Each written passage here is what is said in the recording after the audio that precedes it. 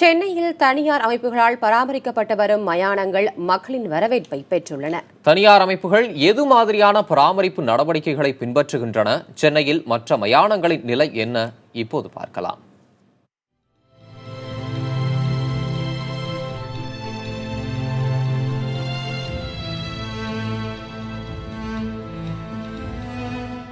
அழகான பூந்தோட்டம்,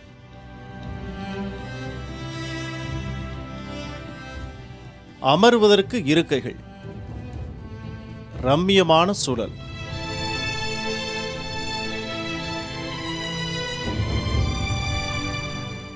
இது ஏதோ பூங்கா என்று நினைக்க வேண்டாம். இந்த காட்சிகள் அனைத்தும் அண்ணா நகரில் உள்ள வேலங்காடு மாநகராட்சி மயானத்தில் எடுக்கப்பட்டவை.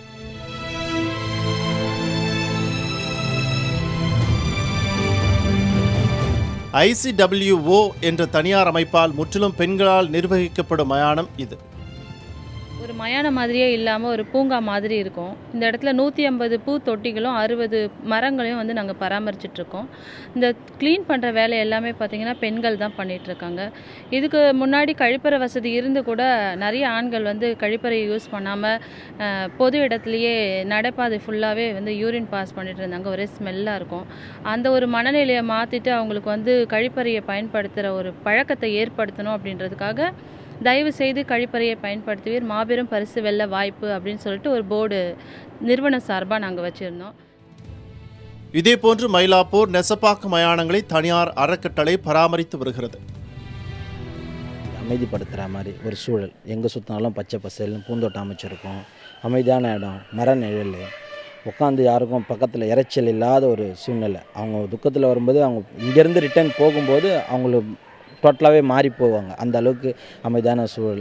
ரெண்டாவது எங்கள் தகன மேடை கொஞ்சம் நல்லா மற்ற சுடுகாட்டை விட நாங்கள் நல்லாவே பண்ணியிருக்கோம். அவங்க வசதி அவங்களுக்கே கிடைக்கிற மாதிரி ஃபியூராக எல்பிஜியில் தான் போடுறோம். மேனுவலோ கரண்ட்டோ பவர் சப்ளை போனாலும் எது இருந்தாலும் எங்களுக்கு எல்லாத்துக்கும் ஒத்துழைக்கிற மாதிரி எல்பிஜி சப்ளை கொடுத்துருவோம்.